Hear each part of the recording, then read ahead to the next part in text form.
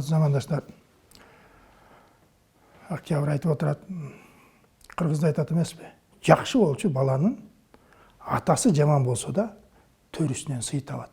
Жаман болчу баланың атасы жақсы болса да төбесінен ит қабады дейді. Бізде моментіп баяғы бізден шул қада салтыбыз білбей, шундай бір жоғарғы деңгейге жетіп алып, анан арғандай сүйлеген адамдар бізді жиіркентеді да, чындыгында элечи.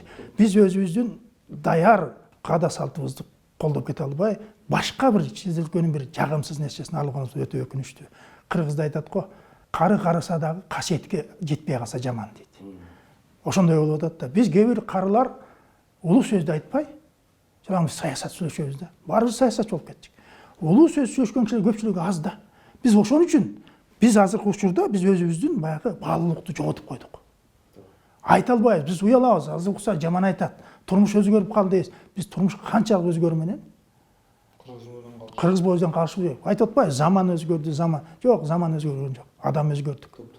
Біз адам өзгөрдүк, заман өзгөргөн жок. Заман ошол эле. Заман ошол эле. Күн чыгып атат, ооба, келип атат дегендей эле да. Біз ошол шуну айта жүрүшүбүз керек. Бир ооз айтып коюшубуз керек. Кийин айтпасын ушулар айтпады деп. Бул динде бир жакшы сөз бар. Бала каза болгондо, тияктан сурак алганда айткан экен, эмне үчүн намаз окуйсуң? Дөнүм кыйноого салган дейт. Анан ал бала ыйлайт дейт. Ата, сен мага айттың беле? Намаз оку, Куран оку деп айттың беле? Мен айтсаң жок деп айттым беле саған? Сен айтпаганың үчүн мен кыйналып атпаймынбы деген экен да. Эми ушул сөздүн мааниси өтө чоң да, мисалы үчүн. Биз азыр жаштарга айтып коюш керек. Биз деле жаш элек. Бая айтат. Жаш карысы да жан карыбайт дейт. Биз эми баягы улуу эле болуп калдык, баягы жаңын жаштай эле сезебиз да өзүбүздү. Айтып коелу. Бир жер ошону айткан сайын сөөгө тийишели, саган тийишет. Рахмат. Ушун жайылтып, эл кыдырып айтып жүргөнүң. Бул так илим да. Эл муну билип койсо, бир акылына келер. Кыргыз деген адам муну түшүнөт. Манас эпосун коргогондо, сүйлөгөндө ошо Муктар Азуктун бир айткан сөзү бар дейт. Карыялардан уктум да ошо. Кандай бактылуу элсиңер дептир да. Сіздерде даяр энциклопедия бар деп, Манас деген. Анда бүт бар да. Тарбия, конок күтүү, аш тойду өткөрүү, кыз узатуу, кайра келин алуу, ушун бүт бардыгы бар да. Ошо бактылуу элсиңер деп, силерге даяр дептир энциклопедия. Анысы кандай биз эгерде Манасты эле толук окусак, анда бугим айткандай бардыгы камчыны алып, кимди жибериш керекти? Тиги бала сагында айтып, Манаста бүт бар да. Тазбайматты жіберді, ал барын талқылап келет деп қандай айтқан. Ажубайды жіберді, ал сөз чечен айтқанын бүт жасатып келет. Ушунун бары биздин салт сана, элибиз бактылуу эл, бирок ошону биз күтө албай атпайлыбы? Илгери бул студент кезде да бир строй отрядтары, курулуш отрядтары деген чыкпады эле. Ошондо Москвадан бир 17 студент биздин айылга келип калыптыр да. Анан келип тоо жакта чубалгы тартат экен да, электрический чубалгы. Анан келип биздин үйгө келип, анан кийин сүт саткыла, сүт алалы дедилек, бизге сүт керек болот. Анан апам сүт багы сагынан 2 литр, 3 литрден бере берет экен да күндө. Анан баягы жыйынтыктаганда келишиптир да. Анан ушул баягы сүттүн акчасы ушундай десе, атам ал убакта билесиңер, илгери сүт сатчы эмес, ак сатчы эмес, ушундай жок, андай эмес, анан кийин берип коюптур. Анан алар 17си баары чогулуп келиптир. Мен да бияктан студентмин, мен да барып калдым. Анан жүргүлө, сазга барабыз. Түлөө берип аттыр да. Анан барып саздан түлөө болду, бүт айыл чогулуп, түлөө жеп, анан бүткөндөн кийин жана командир отряды барып казан башында келиндерге айтыптыр да. Канча төлөйбүз, биз мынча табак жедик деп. Алар айтты, жок, бул түлөө. Бул баары төлөнгөн, бул ушундай десе, тигилер келип мени таң калып сурап атпайбы, кандайча ушундай деп. Аны ошо бүт союздан келгендер дилар. Баары таң калып, ой, кыргыз деген ушундай эл болот экен, сүттү бекер берет экен, мындай тамакты да берет экен деп ушинтип атышпайбы. Бирок ошол канча аларга чоң сабак болуп калды. Алар бүт союзга айтып барышты да ошону. Анан кийин Бишкекке келишип да, анан кийин мени издеп дагы ошо эми анан болбой барып баягы сүттүн акчасына мага бир костюм алып беришти да. Туура түшүнүңүз дегендей кылып. Анан кийин ошондо силердеги жашоо деген мындай бир кызык жашоо экен деп таң калып атышат да алар. Бирин бири кел, үйгө кир, же болбосо мына алар келсе деле студенттер деп баягы ата апамдарды эметип сыйлап койсо керек да. Мына ушунун баары эле биз башка элдерге ушунун баарын көрсөтүшүбүз керек да, кайра башка элдердин жаман жактарын үйрөнбөй. Туурабы? Ошолдо азыр мынакей тилекке каршы мээсинде башында жол болсо башында бир диплому бар, билими бар. Башында билим бар, көкүрөк көөдөнү көң болуп калган адамдар топтордо чыгып атпайбы? Мен эми көпчүлүккө көз сүртпө дейт. Көпчүлүктү айтпайбыз. Мына ошол кыргыздан айланайын. Айнам жаш болсом дагы айланайын деп сүйлөйм. Себеп дегенде кыргыз бар үчүн. Мына биз жолубузду татыктуу улайбыз да. Кыргыздын кээде айткым келет. Кыргыздын жери дагы, суусу дагы, көлү дагы башкасы ыйык эмес. Кыргыздын эли ыйык. Ошол нерсе ыйык нерселерге баардыгына мына кыргыз ээ болуп турат. Кыргыз болбосо кыргыздын жерине, суусуна, көлүнө көз арткандар канчалап саналып атат. Мына ошолордун камчысы болуп чабылбай, чабылбашыбыз керек. Мына Манас жөнүндө сөз козгоп калдыңыз. Манастан кийин алыптар чыккан. Ошол эле жар Манас күйөө баласы Манастан бир нече эсе чоң болгон. Кече күнү алып тоогунду адамдар өткөн. 5 метрге жакын болуп. Бирок Манас кылган ишти башкалар кыла алган эмес. Манас элди уккан. Манас кыргыз элинин салтын сактаган. Манас кыргыз элинин ураанын, кыргыз элинин намысын бийик туткан. Кыргызды улаткан. Мына кыргыз кайра ошонун өзүн кайра жооп беретинде. Мына кыргыз Манастын өзүн сактап келет. Сактап келет да. Манасты өзгөчөлөнткөн ушул. Мына кээде биз баягы мен Манасмын деп эле дардайып отура бергөн эмес. Манас керек болсо тилди уккан. Салтты бузуп койгондугу үчүн. Керек болсо Бакай Кошой атабыз Манастан тил угуп атат. Атты берем дегиче карасаңыз маникерди талашып аткандачы. Мына бул жерде кээде улуу адамдар дагы адашат да. Мына мисалы акыл категориясына келгенде дагы муну бөлүшүбүз керек. Биз бир адамды мактагыбыз келсе, даанышман кемеңгер көсөм, акылманда бир адамга берип коебуз. Жок, булардын баарынын категориясы бар. Деңгээлдери бар. Анан ошого карап туруп анан беребиз. Көсөм адам кандай адамдар болот? Кемеңгер адамдар деп кимдерди айтабыз? Даанышмандын баягы кыргызда макал бар. Даанышмандын тең түшү көп болот, теңи жок болот депчи. Карасаңыз, эми бул бир доор бир деле жаратат экен да. Жетекенин баардыгы тең даанышман эмес. Жетекенин бирөө. Себеби мына макал далилдеп атат. Даанышман бирөө эле. Мына ошол сыяктуу даанышман адамдарыбыз келип, мына ушул нерселерди улам эскертип, мына көсөм адамдар көбүрөөк болсо, 1000ден көсөм туулат, 100дөн акылман туулат деген кыргыздын даанышман сөзү бар. Карасаңыз, кыргыз ошол көсөм адам. Көсөм эмне кылат? Унуткан нерсени улам көсөдөй болуп көсөп, ал сакалына карата айтылган эмес. Эгер көсөбөсөң от күйбөйт, быкшып тура берет, түтөт. Үйдү дагы түтөтөт. Жылытпайт дагы, тамагыңды да бышыртпайт. Канчалык көсөсөң, аба киргизсең, ошол сыяктуу унутулуп калган кыргыздын салт саналарын, үрп адаттарын көсөм адамдар. Мына ушундай берүүлөр, мына көсөп, ушундай турбайбы деп. Мына бүгүнкү күндө аксакалдын жашын карап, аксакал эмес, устуканаларлар көп.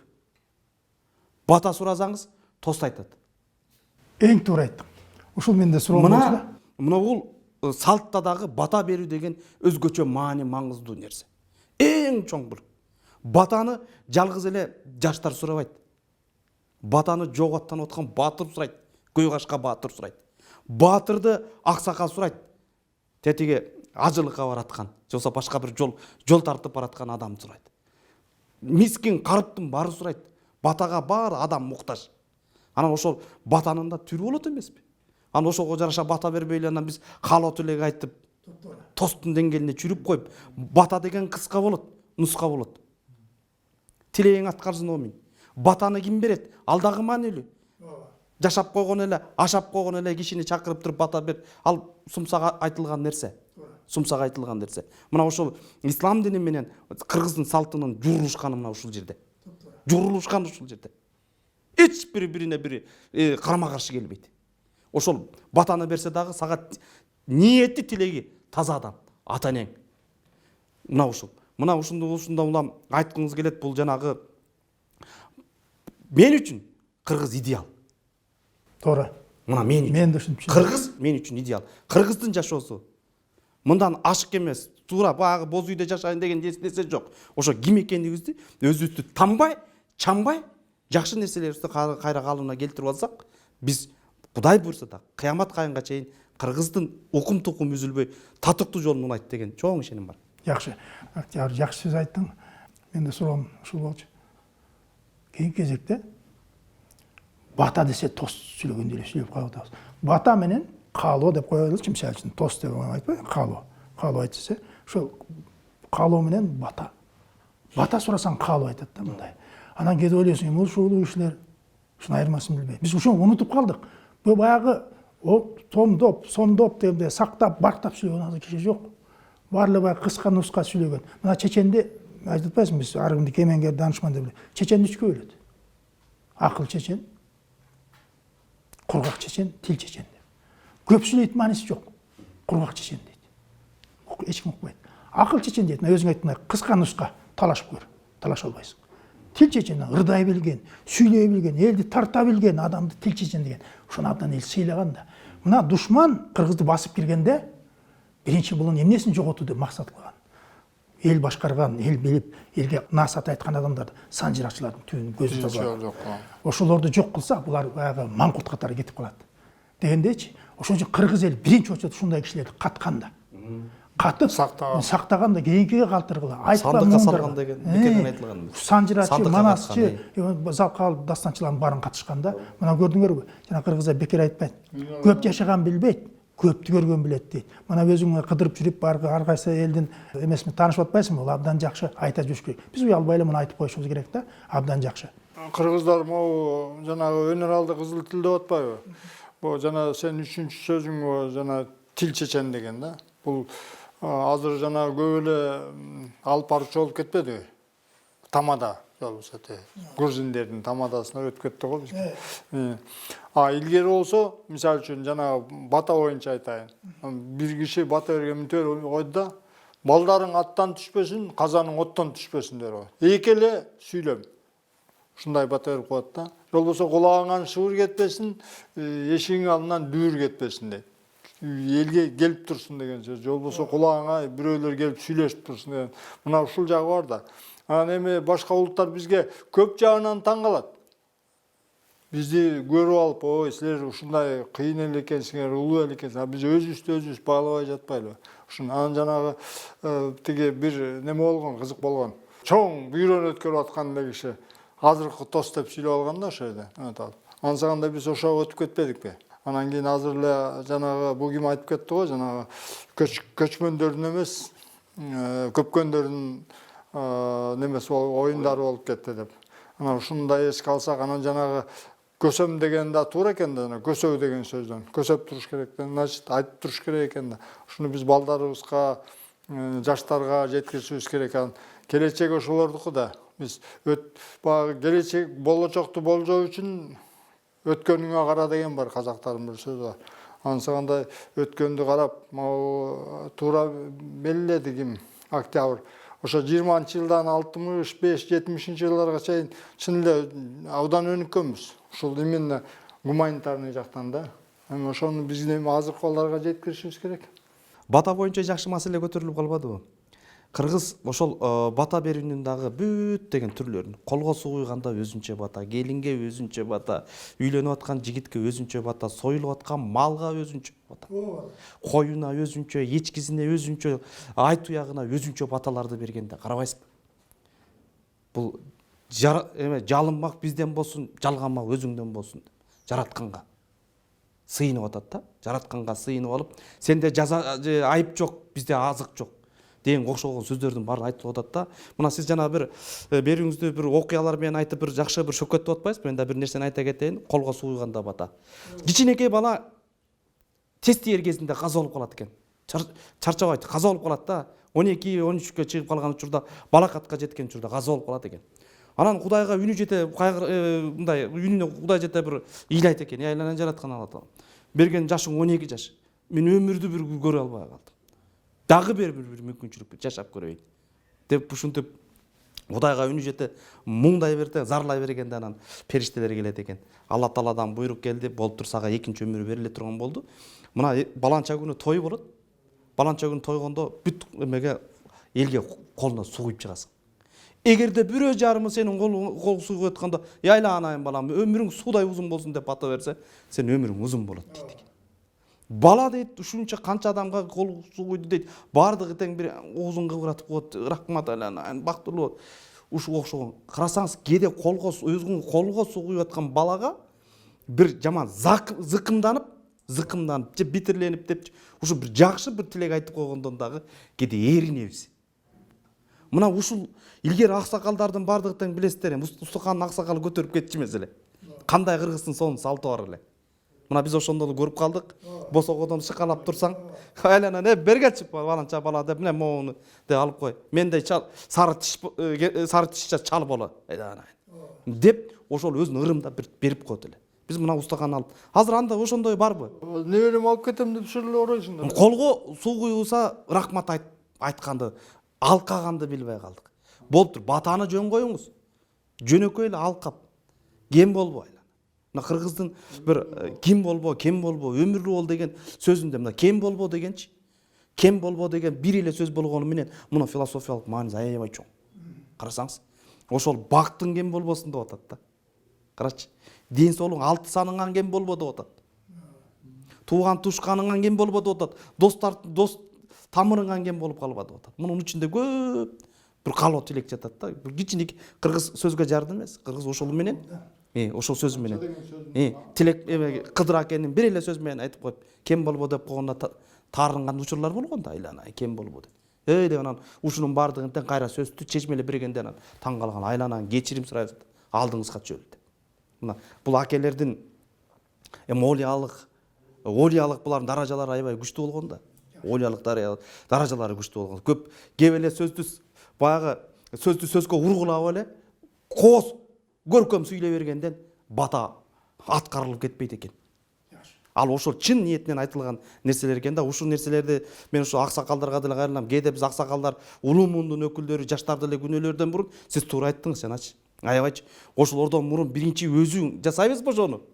Китеп окуу дээрден мурун өзүбүз окуп атабызбы? Салтты жаса дегенден мурун өзүбүз аткарып атабызбы?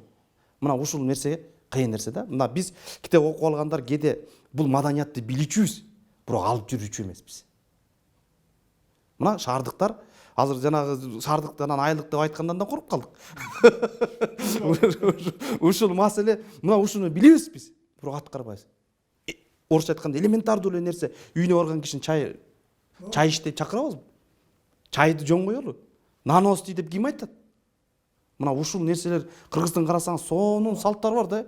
Бак куттуу жерге кур барба, куттуу жерден кур чыкпа деген нерселердин бардыгынан кайда кетип калды? Биз мынаке сиз айтып аткан батыш дүйнөгө эмнеге келдиң? Ассаламу алейкум. Алейкум салам. Кандайсың, жакшы, малжан, тууган тушкан аманбы, келип отуруп, кичине эки адамдын бир ымаласы. Мына мамиле саясаты жок болуп кетти да. Ушунун бардыгы тең дүйнөгө, ушунун бардыгы тең батектин деңгээлине түшүп кеткендиги үчүн мына ушул нерсе кыргыз майдаланып атат, кыргыз кыйналып атат. Себеби ата өзүнүн ордун билбей калды.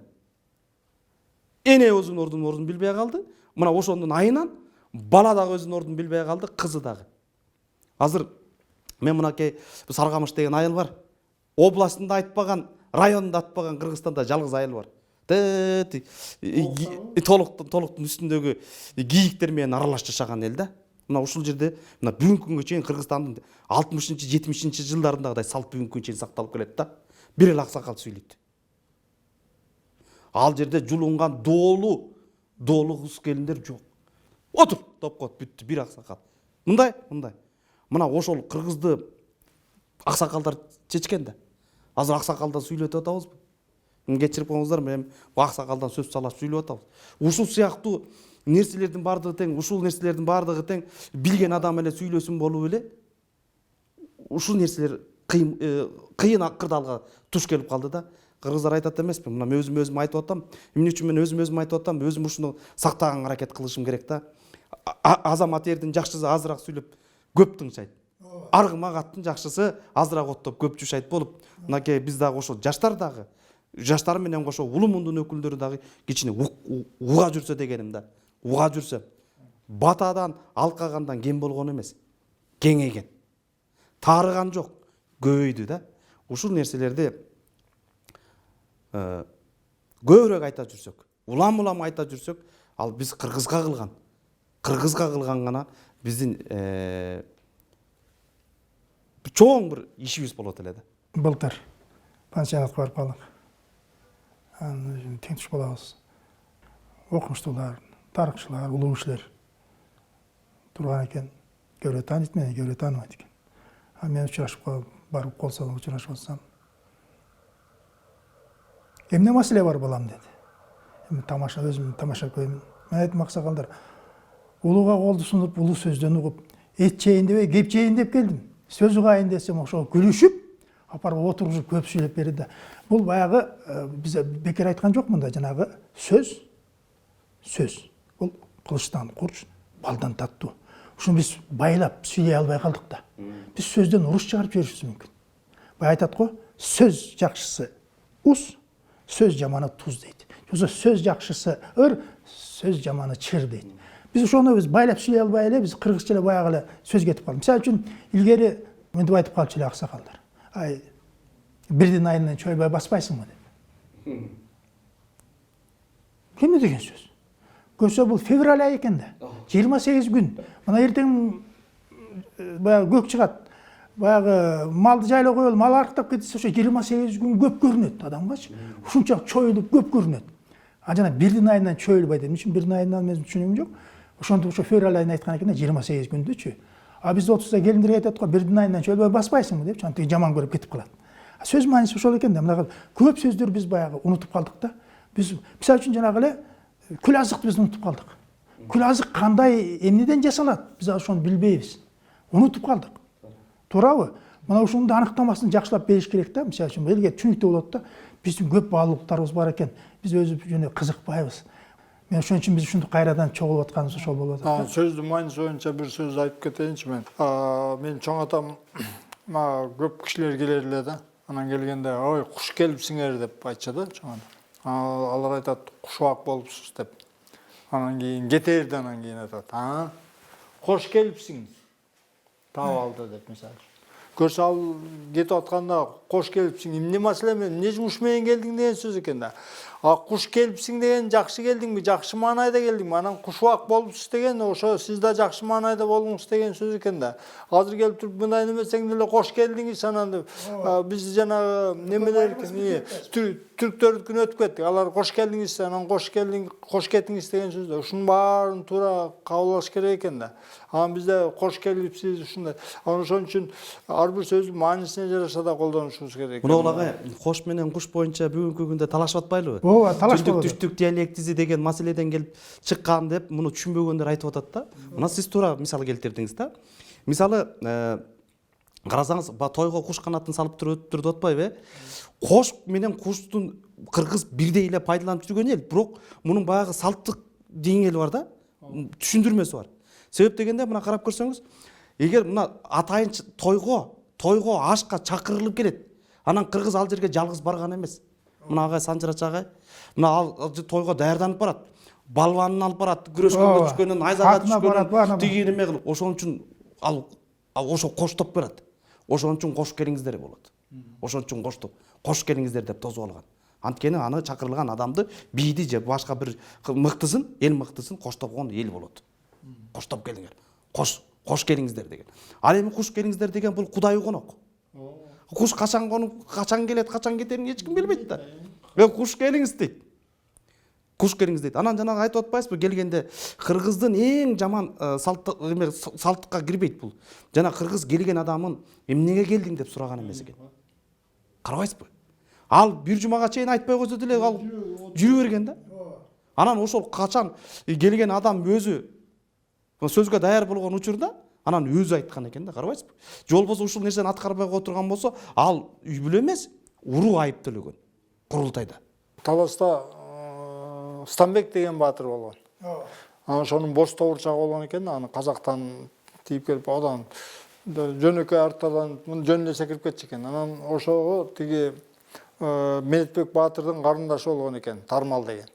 Анан ошого барып жуучуга барат да. Анан барса Дүнөтбай деген казактын баласы да келген экен да, ошо жуучу жиберген экен ошо. Анан эметсе айтыптыр да Медетбек баатыр. Боз тобурчакты, Станбектин боз тобурчагын алып келди, мен берем кызым деп. Дөнөтбайга болсо казактын бир немесин айтат, ошонун карагер жоргосун алып кел дейт экен да. Анан ошондон баягы Станбек баатыр да боз тобурчак бере алат. Анан булам бир аксакалын жиберет экен, барып айта албай кайра келет экен да. Анан 3-чү күнү Станбек ачуусу келип, айтпайсыңар, эмнеге келдиңер дейт экен да. Анан ошондо айтат экен да, ушу боз тобурчагыңызды сурап келдик. Медетбек баатыр бербей атат карындашына. Качан айтты эле десе, 3 күн мурун. Башы жоктор. Эми ушундай айтылат эми, башы жоктор. Намысыңар жок дептир да.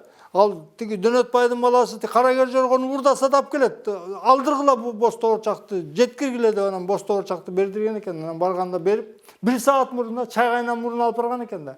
Тармалды алып кеткен. Кийин Медетбек баатыр бир чабышта ошо айткан экен, айланайын боз тобурчак, айланайын боз тобурчак, сен анан Тармал карындашым сага ыраазымын деп айткан экен да, көрдүңбү кандай.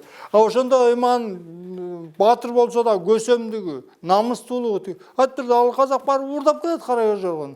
Боз тобурчак үчүн 3 күн мурун айтпайсыңар келгенде. Намыс кетпесин деп. Айткан эмес. Намыс кетпесин. Мына бул жерде сөз болуп кетти, кызып турабыз. Баатыр деп атпайбызбы?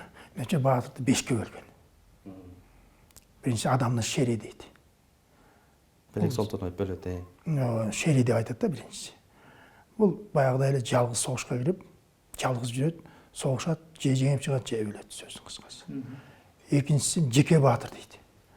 Бу да ууру, баягы малга жалгыз кирет, артынан куугун келсе согушат, Жылкы тийип келет. Жылкы тийип келет. Жанагы аттын жалынан терисинен соруп тиги шор сууну ичип, же өлөт, же калат да. Үчүнчү баатыр айлекер баатыр деп коет. Айлекер баатыр деген азыркыча айтканда баягы айлекер деген сөз түшүнөсүңөр. Өзү жалгыз согушка кирип, кайра качып буктурмага келип талкалап турганда. Төртүнчүсү элчиме баатыр дейт.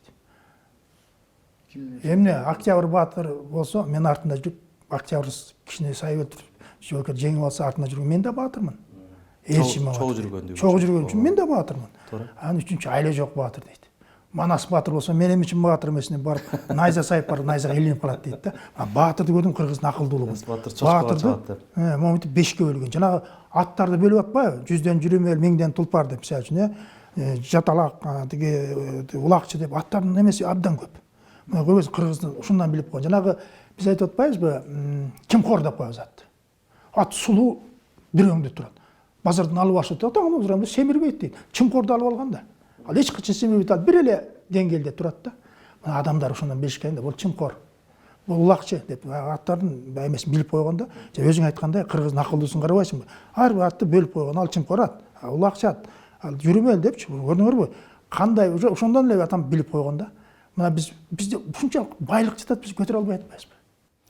Мына ушул жана гүлүктөр боюнча айтып атканда, мына эмне үчүн жана 70-жылдарда айтып атам, илимдин бир алтын доору болгон экен депчи. 1971-жылы Муканбаевдин, Жээнбай Муканбаев агайдын ушул жазган эмгектерин талкуулап, карап кылып баш болгон.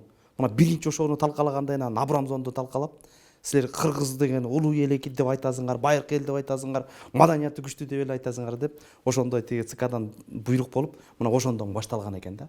Мына ошол Муканбаев агайдын эмгектерин карап отурсаңыз, Сейит Акматовдун эмгектерин карап отурсаңыз, ошол көп жеринен токтоп бүт талдаган эмес. Мына ошонун аргымак. Эмне үчүн аргымак? Мисалы, гүлүктөр бөлүнөт. Эң жогорусу тулпар, дулдул. Мисалы, дулдул дей беребиз да. Айланып кетейин, дулдул деген качыр. Качыр. Ал чарчабаган, ал качыр да, бээ менен эшектин ортосунан пайда болгон бир макулук жаныбар да. Ал эми ошол тулпар ошол аргымак, аргымак деп атабыз, ошол жүйрүк деп атабыз. Ушунун баардыгын тең этимологиялык түшүндүрмөлөр бар да. Аргымакты эмне үчүн аргымак деп атабыз? Жана сиз айтып аткан тоо бурчак, муз бурчак деп бөлүнүп кетип атпайбы? Ошол аргымак деген ыргып чуркагандыгы үчүн ыргымак. Ыргымаат, ыргып чуркаган. Мына ошол мына ушул нерселердин баардыгын тең биз кайра ордуна алып келишибиз керек да. Ушуларга мынакей биз ушул берүүнүн жыйынтыгы берүү менен ушул нерселерди кайра ордуна алып келип изилденбеген нерселерди мына тулпардын этимологиясын изилденген эмес эч ким. Мына бүгүнкү күндө мунун маанисинде тул деген жатат. Кыргыздар тул деген көп маанини түшүндүргөн. Тулга бар, тулпар бар. Мисалчы, анан ошол тул деген түшүнүк бар. Эри өлүп тул калды дейт.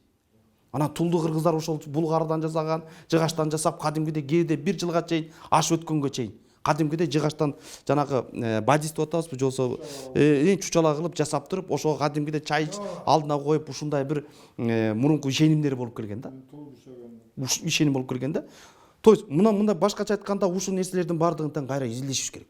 Бул токтоп калган нерселерди мен айткым келет да, кайра изилдесек, мына бир гана бир айыбыбыз болуп атпайбы? Биз башкалар алдыга өтүп кетти деп мен кээде өзүмүздүн кыргыз окумуштууларымды мынакей аяйм да. Аяганым мындай короо алар жактаганым биз аздыгыбыздан болуп атат да.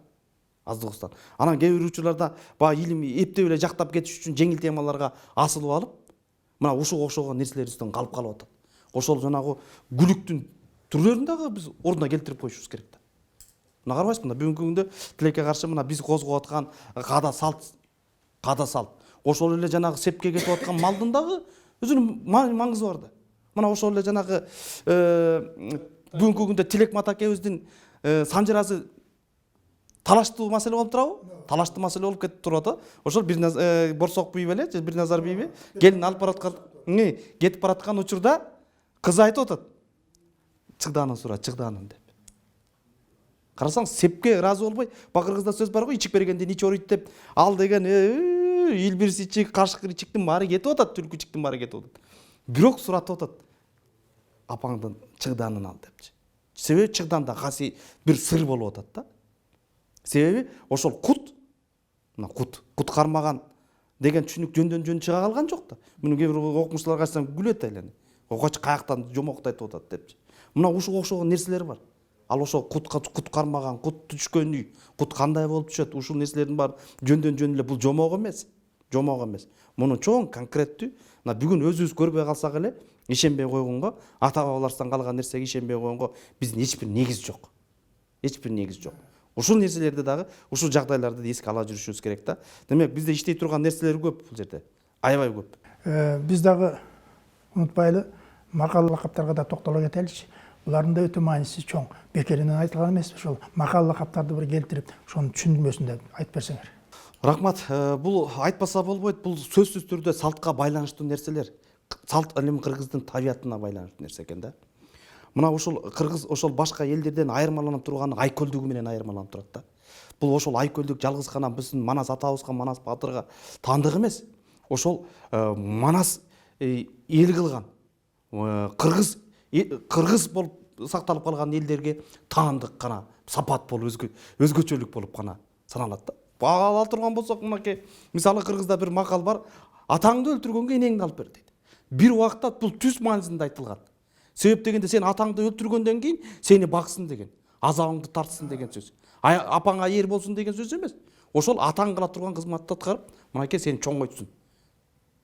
Карасаңыз, анан ошол эле учурда канга кан деп душмандашып кетпей, кайра ошол менен ал туугандаш деп атат. Себеби уруштун арты жалаң уруш гана жаратып берет. Сөздү тууган сыяктуу урушту гана, жамандыкты гана туудурат.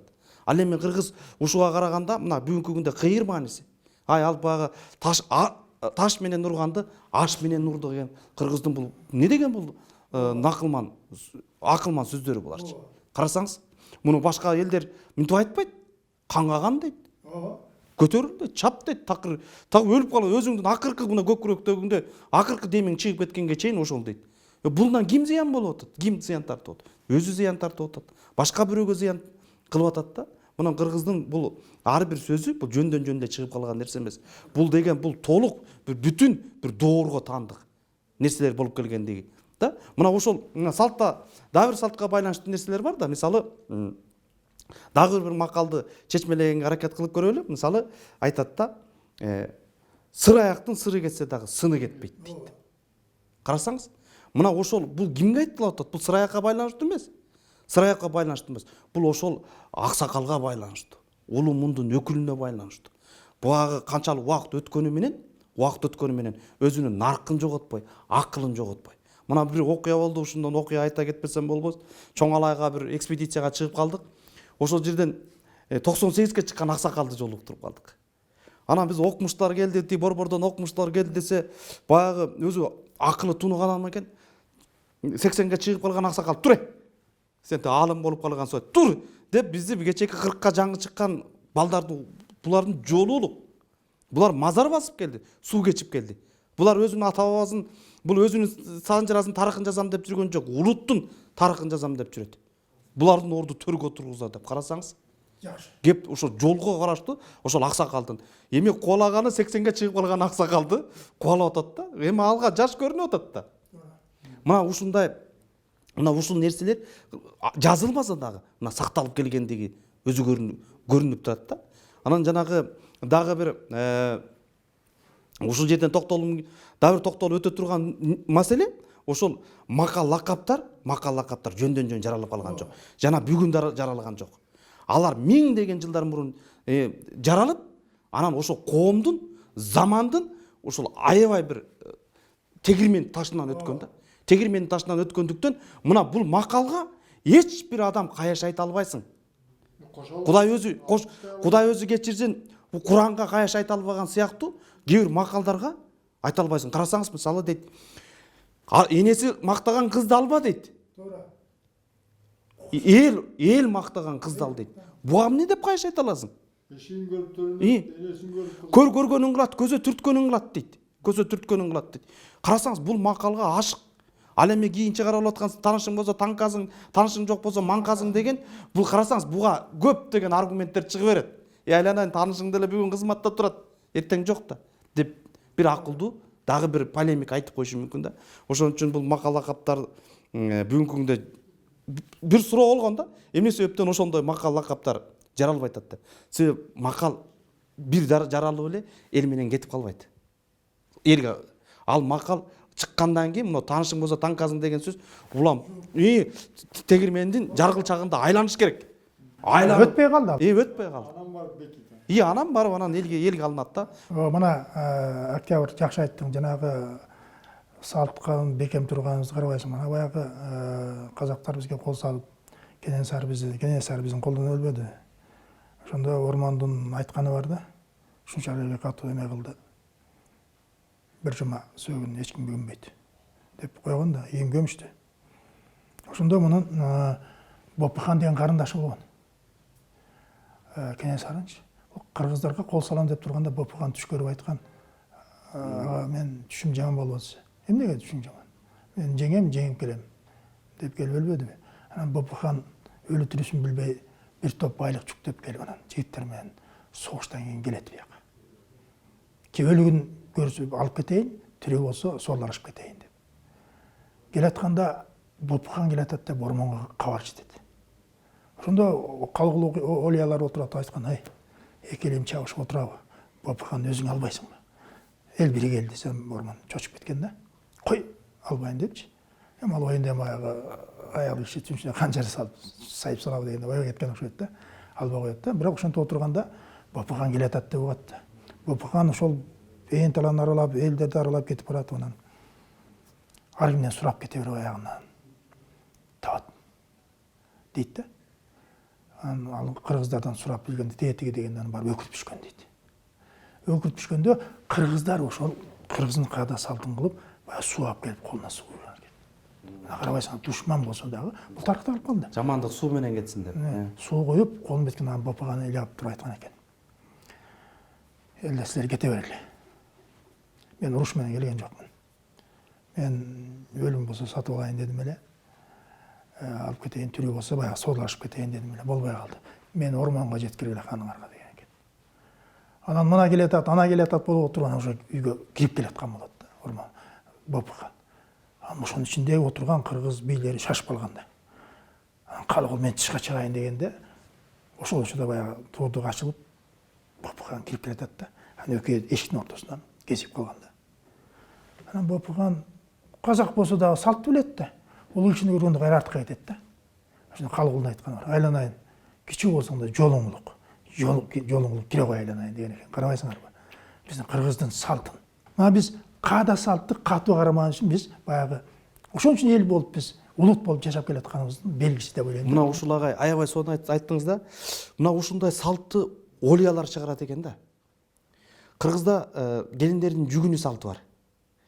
Мунун аягы барып туруп Манас эпосуна такалат да. Бул баягы өзүңүздөр билесиздер, Манас 3 аял алган. Акыреттеги аялын кошкон, Сайкалды кошкондо 4 болуп калат.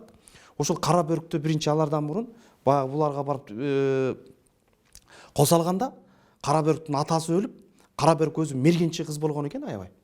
Анан согушта Бакай атабызды саң катып жаралап аталган да. Муну өлтүрө эле атам деген, эми анын колдотусу колдоп кетип, анан баягы жанын огу келип саңга сайылып калат да. Анан колго түшүп калат. Анан олжо катын болуп калат. Анан баягы күнөөсү бар да, Бакайды аткан. Өлтүрөм деп аткан. Анан ошол Бакайды көргөн үчүн Бакайдан аябай качып чыккен. Келиндин качып калганы, улуу кайнагалардан качып калганы ушундан кара бөрктөн. Кара бөрк дагы кичине жамандасак дагы кара бөрк дагы кыргызга калтырып кеткен салттары болгон экен. Анан кокус баягы кача албай калып, экөө бет маңда чыгып калган шартта болот да, эми ордону хан ордодо болот да. Калган учурда Бакайды көрүп ызаат кылып, кечирим сурап дайым жүгүнүп турчу экен. Дайым жүгүнүп койгон экен. Мына ошо ондан баштап мына бүгүнкү күндө бизде кыргыздарда көлөрөнүн гана келиндер өлүрөлгөнгө чейин улуу кайнагалары болсо жүгүнүп өтөт эмеспи? Кайындарына. Мына ошол кара бөрк энебизден калган. Кара бөрктөн калган, ай чүрөктөн калган, Канекей энебизден калган, Манаска барып такалган көптөгөн салттарыбыз бар да. Булардын баарын карасаң, бул баягы ыраазы гана боло турган нерселер да. Ошону карабайсызбы? Кыргыз жаккан нерсени алып, жакпаган нерсени калтыргандыгы. Элек менен элип атат да. Биздин айылда менен кичинекей кезимде энелерибиз отуруп алып, жеңелерибиз, улуу кишилер отуруп алып, сен жети атаңды билесиңби? Айтчы дейт да. Мен билем, айт дейт. Айта албай атса, жеңебиз айтчы. Жанагы атаңдын атын айтпайсыңбы деп, атын айтпайт. Тербеп атпайт. Жанагы ошол анан деп айтчы да. Мына бизде белгилүү Меңмураттын Боронбайы болгон. Бул 1780-жылы төрөлгөн киши болжол менен. Бугунун бийи, султаны деп да коет, эми бийи болгон да. Орман менен баягы хандык талашкан кишилердин бири да кыйын кишилер болгон. Өз аты Боронбай. Тергегенде бурганак деп койчу. Келиндерчи бурганак ата деп. Боронбай деп айта албайт да. Карабайсыңар кандай. Азыр кээ жерде бурганак бий болгон десе, мисалы үчүн андай жок деп коет да. Анткени ал келинде терген бурганак ата деп. Эми убактыбыз да бүтүп калды. Мен силерге абдан чоң ыраазычылык билдирем. Аз да болсок, мына мен сезип турам, өптө көп сөздөр бар. Баягы эргип чыгып атат. Бул негизи баары биз баягы баштан өткөн, кыргыз элинин башынан өткөн каада салты бир шыйра бир колдон келишинче кайталап чыктык. Негиз кылып мына өзүң дагы кыдырып жүрүп айтып атасың, эл кыдырып, жер кыдырып жүрүп ташып келген ойду айтып атасыңар. Рахмат силерге, иштериңерде ийгилик болсун. Урматтуу замандаштар, бүгүн бизге ушул каада салт, үрп адат, салт сана, ырым-жырым деген маегибизге катышкан кишилерибиз Капалбаев Октябрь тарых илимдеринин кандидаты профессор болду. Жана Темиралиев Апилмажун Силбай билим берүү борборунун президенти келишти. Дагы бир жолу айтам сизге чоң рахмат. Иштериңизде ийгилик болсун. Рахмат. Сизге да рахмат. Урматтуу замандаштар, ушу менен Санжар программасын аяктайбыз. Саламатта болуңуздар.